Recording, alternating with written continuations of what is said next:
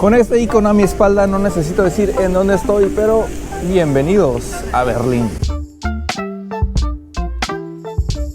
La capital de Alemania es una ciudad con mucha historia que compartir, mas no tiene algo específico que enseñar acerca de la iglesia medieval. Lo más importante para nosotros es que Berlín es el punto geográfico más cercano y práctico para llegar a Wittenberg. Y así como la ciudad del oso es el previo a la ciudad de Lutero, este video tratará los acontecimientos previos a la Reforma Protestante.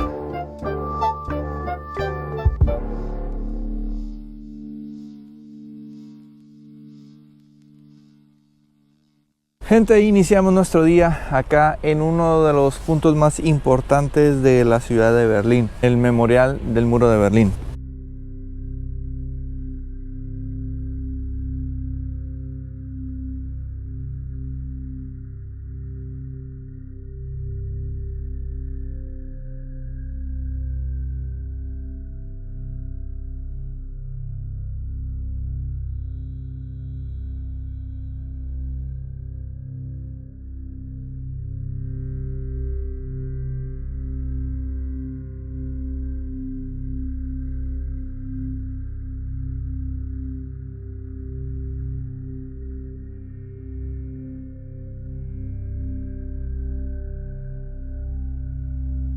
La ciudad de Berlín no es una ciudad tan vieja. Los primeros registros vienen del siglo XIII. Comparado con otras ciudades, pues obviamente es relativamente joven. A ver, con todo eso, vamos a encontrar algunas cosas importantes acá en Berlín relacionadas a la religión, quizá un poquito más moderno, pero pues vamos a ver qué nos tiene que ofrecer esta ciudad espectacular, capital de Alemania. A ver, pero creo que empezamos muy solemnes este video, así que movámonos de aquí a un lugar un poquito más movido y más alegre.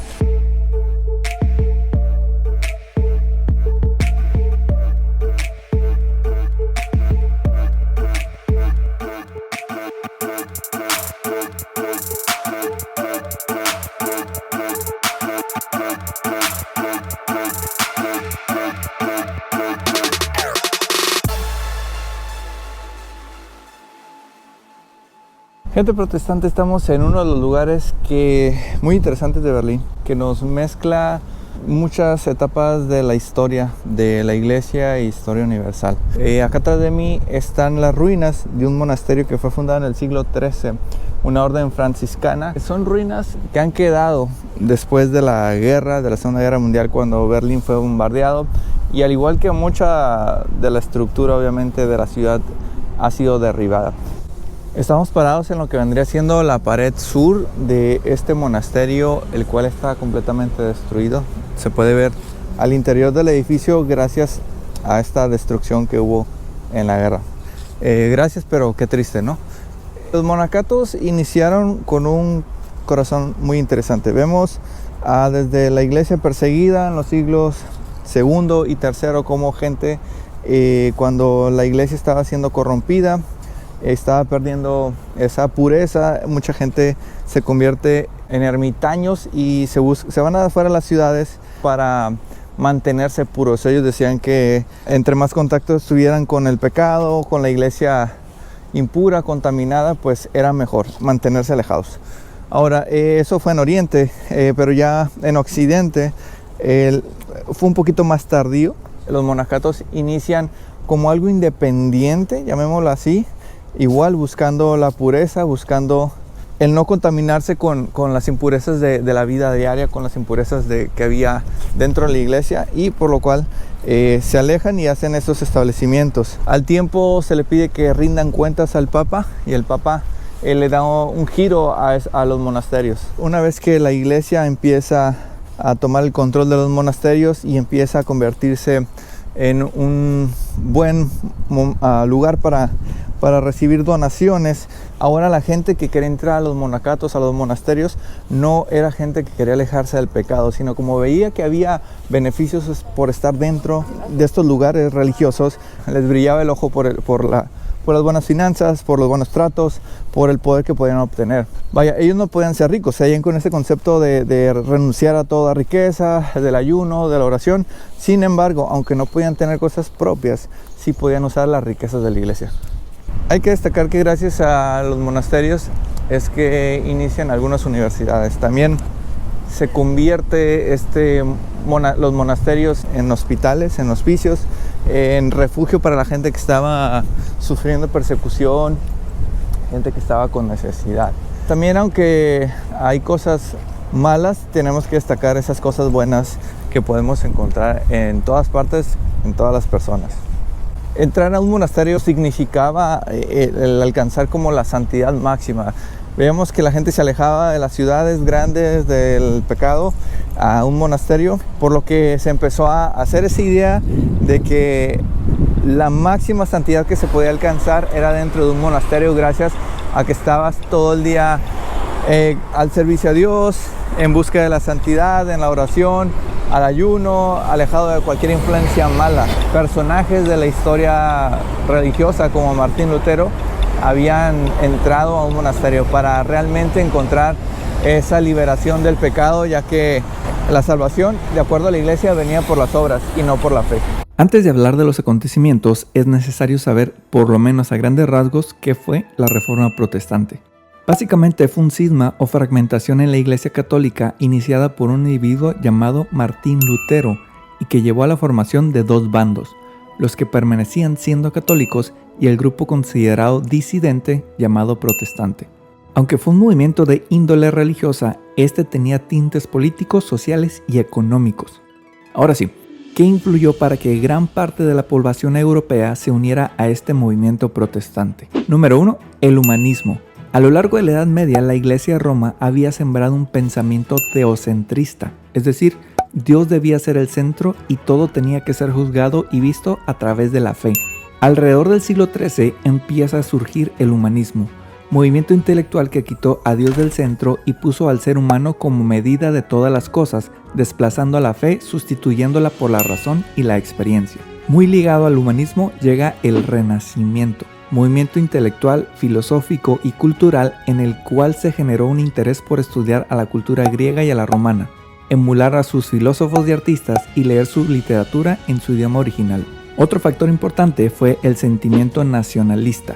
Como ya hemos visto, la Iglesia Católica había logrado someter a los gobernantes seculares. Sin embargo, durante la última etapa medieval, las naciones cortaron la influencia de la Iglesia sobre sus gobiernos y, aunque algunos se mantuvieron católicos, se opusieron a ser subordinados del Papa. Estamos en la iglesia de San Nicolás, una iglesia que está en el mero centro de la ciudad de Berlín. Vamos, que se puede hablar porque ya no es iglesia, es museo, pero es una iglesia que representa a Berlín tal cual, tiene más de 800 años. Berlín no es tan viejo, lo veíamos. Es una iglesia que está desde los Me acaban de regañar en alemán y vemos que se siente muy feo que te regañen en alemán. No, nada, que no puedo usar el selfie stick. Sí puedo usar la cámara, pero sí se puede grabar porque ya no es iglesia, es un museo, se puede hablar normal.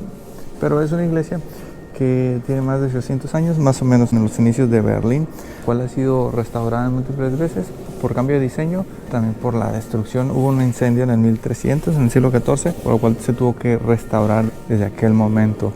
Dentro de las curiosidades que hay acá, número 1, que en la destrucción, en el incendio que hubo allá en el siglo XIV, para la reconstrucción fue financiado por las indulgencias. Segunda cosa curiosa es que una vez que llega la Reforma acá a Berlín en el 1530 y algo, en los capillas, lo que están alrededor de la iglesia, había mucho santo y mucha reliquia, que son las reliquias las que daban aquel poder salvador también a los creyentes. Con la llegada de la Reforma, quitan las reliquias y empiezan a utilizar la iglesia como un cementerio. La gente adinerada pedía ser enterrada en ese lugar. Los espacios que eran destinados a los santos ahora fueron destinados a la gente adinerada.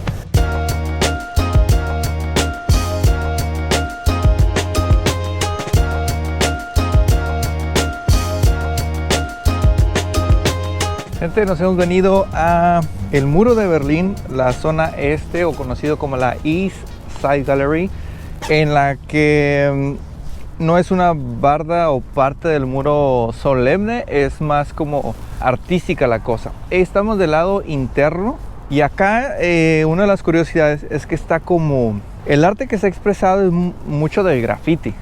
Y cosa curiosa, desde que salimos del aeropuerto de Berlín, hemos encontrado graffiti, pero en todas partes, de verdad.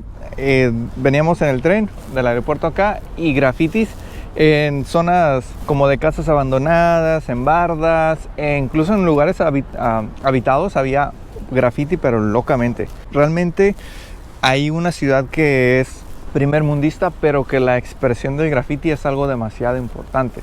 De verdad, si algo me ha impresionado de Berlín es cuánto graffiti te encuentras en la calle. Gente, estamos en el lado de arte organizado, llamémoslo así. El lado interno es el lado de graffiti. Este es el lado donde aparecen imágenes con un poco más de sentido. Estas obras de arte se empezaron a hacer en 1990, después de que la caída del muro de Berlín en 1989 se llevó a cabo. Gente de diferente país vino a hacer esto. Me llama la atención que aparece uno que es el Soli Deo Gloria, que es uno de las 5 solas que surgieron de la Reforma Protestante. Un poco interesante, habrá que investigar un poquito más la historia de eso. A ver, y acá con todo se hace negocio. Hemos entrado a ciertos tiendas de souvenirs y te venden ciertos pedazos del muro, literal un pedazo como de concreto con un fragmento de pintura, y ahí es donde lo ponen como en un plastiquito, en ámbar, algo así, y te venden el pedazo de concreto. Ya. No sé si sea algo malo o algo mal visto, pero pues yo creo que no, porque pues muchas tiendas son las que tienen ese tipo de comercio. Otros factores importantes sucedieron en el siglo XV. El primero de ellos fue la invención de la imprenta en 1440 gracias a Johannes Gutenberg. Gracias a este sistema de reproducción, obras literarias e información en general podía llegar en volumen y de manera más rápida a un área geográfica más amplia. Otro acontecimiento fue la caída de Constantinopla. Aunque la parte occidental del imperio había caído en el 476, la porción oriental, conocida como Imperio Bizantino, se mantuvo hasta 1453. Tras su caída, parte de los religiosos e intelectuales se mudaron a Europa, llevando el uso del griego e ideas nuevas para Occidente. Para muchos, este suceso marcó el fin de la Edad Media, pero para otros es el siguiente evento: el descubrimiento de América. En 1492, Cristóbal Colón llega al continente americano, creando una ruta comercial que cambió la dinámica económica de Europa. Esto generó que actividades económicas populares como la agricultura perdieran fuerza. Previo al siglo XVI, se respiraba en Europa un ambiente diferente al de la Edad Media. Personajes destacados se atrevían a pensar fuera de la caja llamada religión, dejando la fe de lado y empleando la experiencia y la razón para establecer nuevos principios influenciados por los grandes pensadores griegos y romanos, y divulgándolos por todos lados, defendiendo e identificándose más con la lengua y porción territorial donde residían que con la gente que compartía sus creencias religiosas.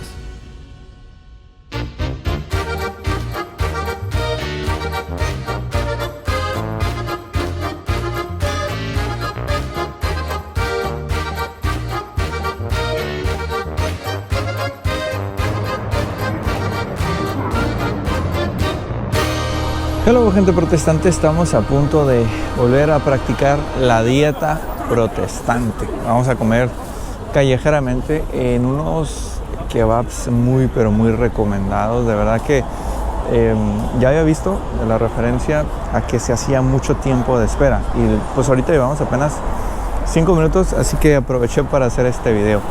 Y antes de platicarles de este kebab, quiero hablarles de nuestra experiencia gastronómica un poquito acá en Berlín. El día de ayer fuimos a comer a un restaurante de comida típica alemana.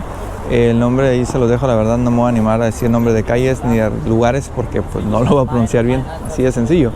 Pero pedimos unos platillos interesantes, carne y pollo, cordon bleu, y el otro pollo, la carne no recuerdo cómo se llamaba, la verdad. Lo que sí es que les quiero contar la experiencia tal cual como llegamos. Entramos al restaurante, en cuanto nos sentamos y nos llegó la mesera, llegó con 2 vasotes de cerveza y práncalas nos puso en la mesa así sin agua va. Bienvenidos al restaurante, cortesía a la casa que van a encargar. Desde ahorita les digo que en las imágenes que le ponga van a ver las vasos de cerveza, así que no piensen algo mal que pedimos, sencillamente que nos las dejaron ahí, así de cortesía, pero dijimos, se nota que estamos en Alemania. Muy buena la comida, de verdad. Hemos visto que acá la comida es un poco más cara, las porciones, el platillo, no sé, a lo mejor pegando a los 20 euros en restaurante, pero la verdad es que te sirven porciones muy grandes.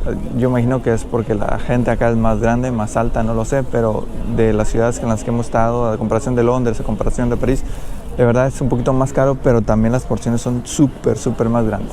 Y ahorita vamos a ver qué onda con los kebabs aquí. Ayer me comí uno. Tengo el punto de comparación del de ayer al de este lugar, que se dicen que están muy buenos, que son los mejores. Yo he visto en videos, el señor del Airbnb también nos recomendó este lugar, así que pues a ver qué tiene para nosotros este trailita. A ver, gente, ya nada más para darle desenlace a la historia del kebab. Ya no pude grabar ahí por cuestión de una, que está haciendo mucho frío. Otra que, como vieron en parte del video, creo, no hay donde sentarte, no hay mesas, es callejera la cosa. Vale la pena, pues fueron 45 minutos, pero según las calificaciones ya se espera como unas 3 horas, hasta 3 horas de espera. Creo que si esto hubiera sido 2 horas no vale la pena, pero 45 minutos sí vale la pena. Continuando también con la historia de la comida del restaurante alemán. Hay que tener cuidado, porque vengo repitiendo que una de las cosas que está explícitamente prohibida es comer sangre en cualquier de sus presentaciones. Desde en el Antiguo Testamento, Nuevo Testamento, la sangre se nos advierte que no debemos de comer sangre. En este restaurante había una salchicha en especial, que es la Blutwurst o Blutwurst, no sé cómo se pronuncia bien, que es una salchicha hecha de sangre, literal. Es de pura sangre, hecha de pura sangre. Así que siempre que vayamos a un lugar que no sea de nuestra localidad, incluso dentro de México, veamos y chequemos, porque la sangre está prohibida comerse. Gente, nos encontramos caminando en lo que es conocido como la Isla de los Museos, y estamos en un punto pero muy importante, que ustedes dirán, pues ¿qué es esto? ¿Es una construcción? ¿Es una obra negra? ¿Por qué no llevas a este lugar? Bueno, resulta que en este lugar se está construyendo un lugar que se ha llamado, o que se pretende llamar, House of One. Este lugar pretende ser un lugar de religión, de oración y de enseñanza. Pero ¿cuál es la peculiaridad? Hay muchos lugares, vaya. Bueno, resulta que este lugar va a ser un lugar de oración para, número uno, cristianos. Se pretende que aquí sea una capilla para que gente protestante venga a hacer oración y también venga a aprender. Pero dice, bueno, ¿eso qué tiene de raro? Resulta que este lugar también está destinado a ser una... Acá también se pretende, en el mismo edificio, reunir a cristianos y judíos para que vengan a orar, cada quien con su capilla, y para que vengan a aprender.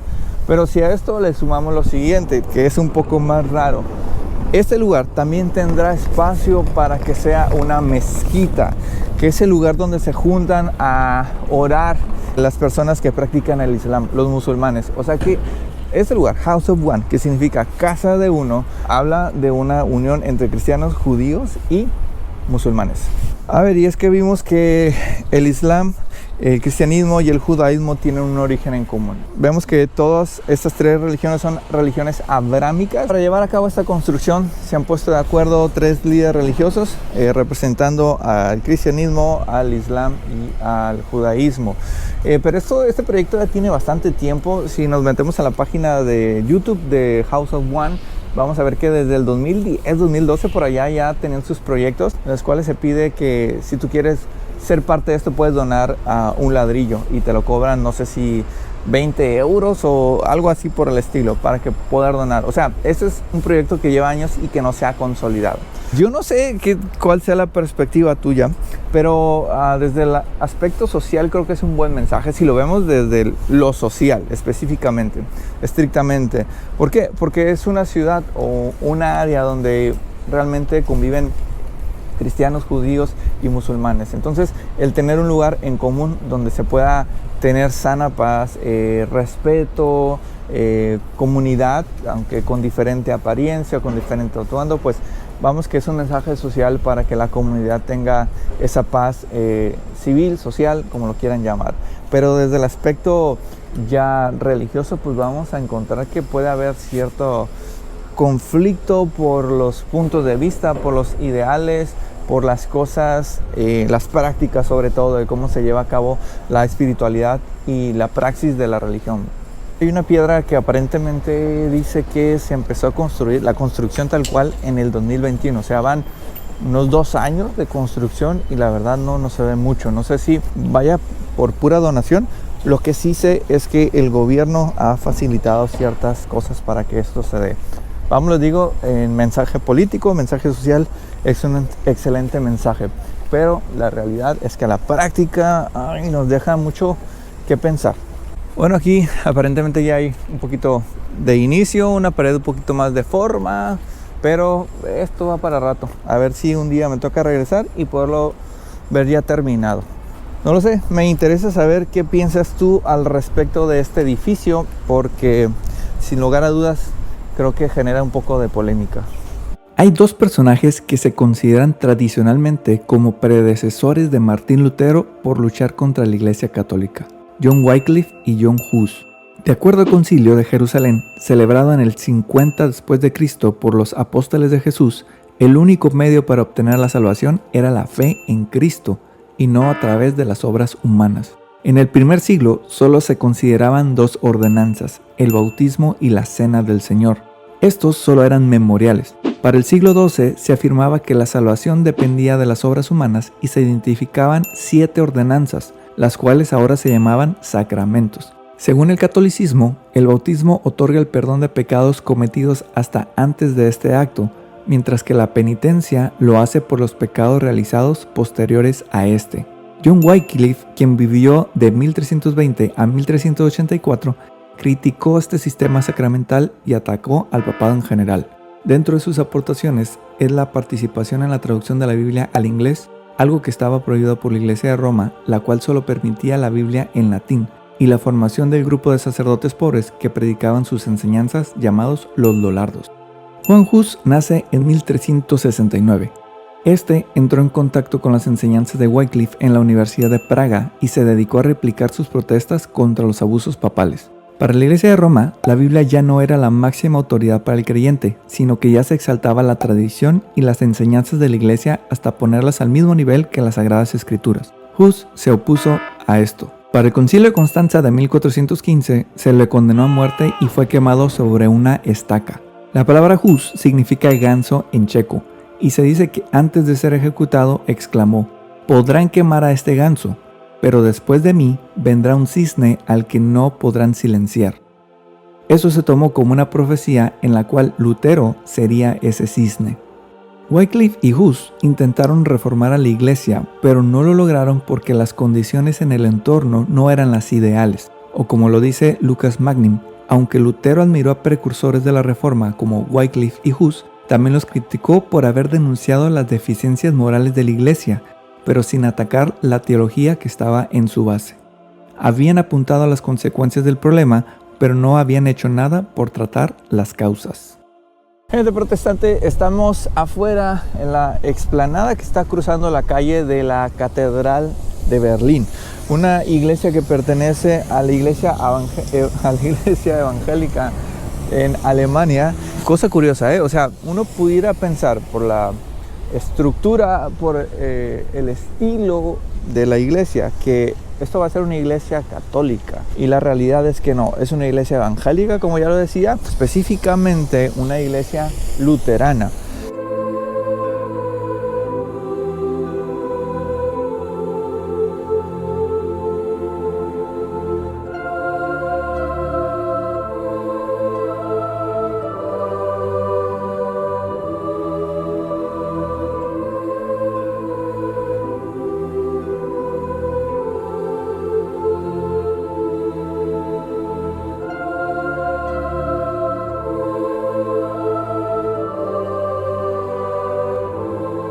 A ver, gente, estoy en una zona en la que puedo más o menos hablar porque esta iglesia pues obviamente está funcional y te piden que guardes silencio.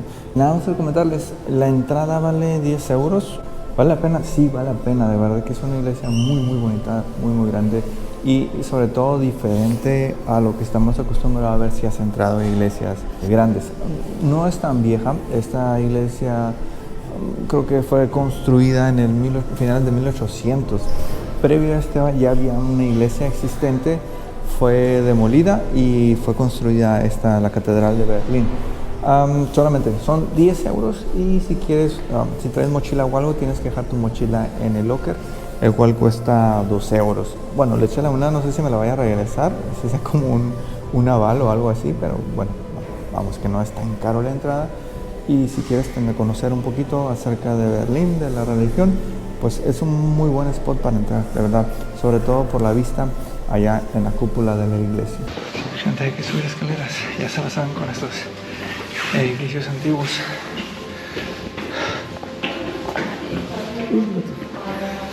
Ando cayendo. Ay, ay, ay. Y estas escaleras son más.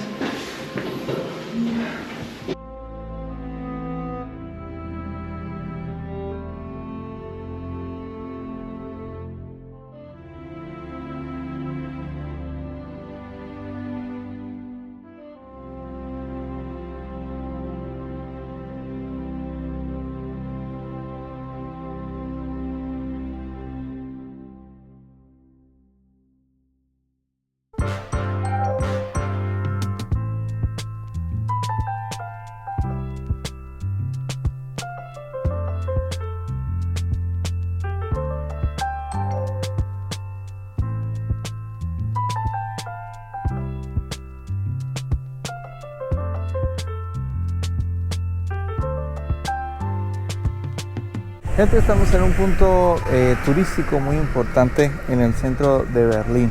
Y aunque es turístico, es un poquito medio extraña la sensación, porque estamos en el monumento a los judíos de Europa, aquellos judíos que fallecieron en Europa, específicamente en Alemania. No necesitamos mucha historia, mucho bagaje historial para identificar que acá en Berlín se llevó a cabo la Segunda Guerra Mundial, en el cual hubo destrucción de la ciudad, pero también existió algo que se llamó el Holocausto, en el cual fueron muchos judíos, entre otras razas también, pero mayormente judíos, asesinados. Estuvieron en campos de concentración. Y ahora este lugar es un memorial para todos aquellos que murieron en ese momento.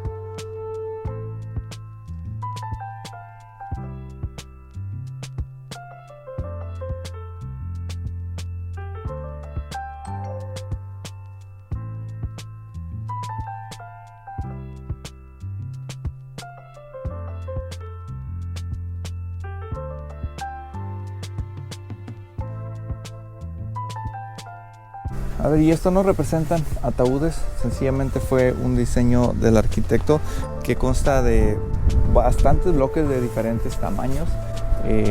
Hay unos que, no sé, a lo mejor 4 metros de altura, y en los que se siente como que estás inundado, pues el lugar va yendo poco a poco abajo. Te sientes como abrazado por estos pilares, como atrapado en esta situación. A ver, y una de las cosas que tenemos que entender es que en el Antiguo Testamento vemos cómo el pueblo de Israel fue protegido por Dios, fue el pueblo escogido por Dios, y a lo largo de la historia ha sufrido muchísimas persecuciones, muertes, discriminación, violencia, de todo, ¿no? Pero aún así, con todo, sigue siendo el pueblo elegido de Dios, el pueblo de Israel, y es algo que nadie va a poder cambiar. A ver, es una sensación muy extraña porque un día antes de que nosotros tomáramos el vuelo para venir a Europa fue el día en el que empezó la guerra o empezaron los ataques al pueblo de Israel. Y estar en este lugar, aunque como les digo no hay ningún cuerpo, no es una referencia a ataúd, sencillamente es un memorial para ellos, se siente extraño porque a pesar de que es una zona turística, ahorita nos tomamos una foto y es como nos reímos o no nos reímos, o qué pose pones en estos lugares, en estos sitios en los que pues desgraciadamente traen recuerdos de algo triste. A ver, hay dos cosas que ocurren aquí.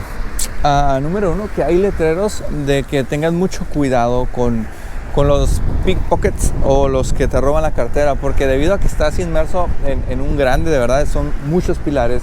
No es un laberinto porque están en escuadra las líneas, pero es peligroso el lugar y te lo advierten de sí o sí. Ahorita ya vi que hay policías o guardias de seguridad, pero con todo te advierten de que hay mucho robacarteras por acá. La otra cosa que ocurre acá es que mucha gente se sube. Y aunque les digo, no son ataúdes, no son féretros, no representan nada fúnebre, se considera una falta de respeto. A partir de este momento, el ambiente cambió para nosotros. Sucedió algo que nos aceleró las pulsaciones. Primero, nos regañó un policía en un alemán tan golpeado que sentí que Hitler nos estaba llamando la atención. Pero ese era solo el principio, pues ese oficial estaba acordonando el área debido a una manifestación palestina en uno de los puntos turísticos más importantes.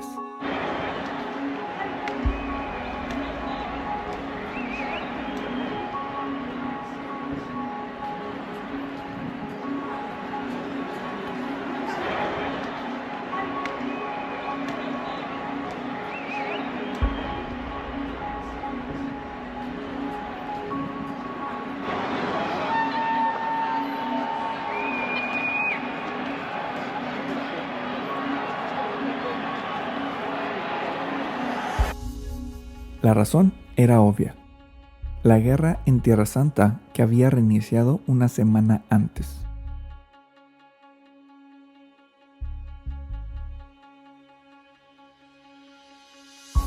Gente, nos acaba de pasar algo bien loco. Veníamos de el memorial a los judíos que murieron en Europa y nos dirigíamos a Potsdam Platz. Y cuando íbamos llegando vimos que había muchos policías. De hecho, uno nos regañó y se sintió bien feo porque nos habló con un alemán bien golpeado, sí. Pero íbamos llegando y miramos, pero muchas hasta barricadas, de todo. Lo que sí es que había una especie de manifestación ahí en la entrada del metro. Estaba mucha gente gritando y la verdad no alcanzamos a ver la bandera bien. Pude hacer nada más 2 tomas porque cuando empecé a grabar venían dos muchachas que venían de allá de la manifestación, pusieron cara como de desagrado. Entonces supuse que no era algo grato y decidimos movernos, pero estaba brava la cosa. Antes de esto ya le había preguntado a 2 policías. No sabíamos si era algo como peligroso o qué sé yo. Estábamos en tierra extranjera, no sé dónde qué. Pero nos dijeron que podíamos pasar. Pues nos fuimos, nos acercamos y es cuando pude hacer las 2 tomas. Lo único que alcancé a ver es que una muchacha traía una cartulina que hablaba un poco de lo que está pasando. Decía acerca de los bebés, como los niños como que no tenían por qué estar sufriendo por las bombas. Nos sacó onda, nos movimos de ahí rápido, no duramos mucho tiempo, pero conforme nos íbamos alejando de la zona, empezaron a llegar muchas patrullas y a hacer mucho escándalo. Y aunque esta solo fue una manifestación, pude sentir en un modo muy pequeño la desesperación y el miedo que estos pueblos rivales pueden experimentar. Pude entender que para ellos la religión les genera conflictos que van más allá de lo teológico.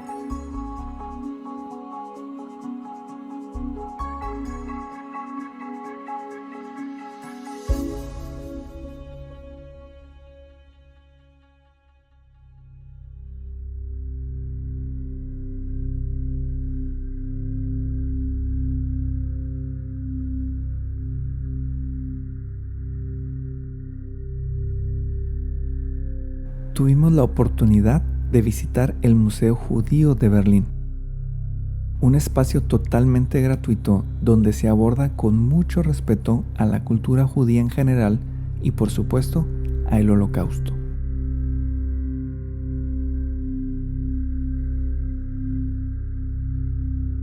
El lugar tiene la intención de dignificar al judaísmo y sensibilizar a los visitantes.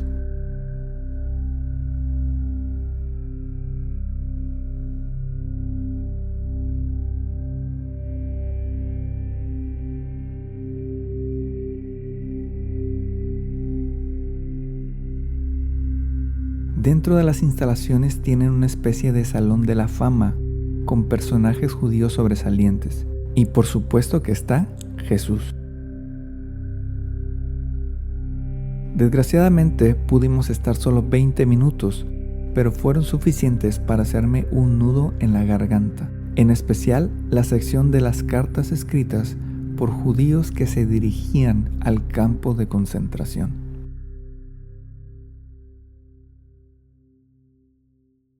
Si te has preguntado por qué entre católicos y cristianos hay tanto conflicto, por qué es tan importante el 31 de octubre y si no sabes quién es Martín Lutero, yo te lo voy a contar acá, desde Wittenberg, Alemania.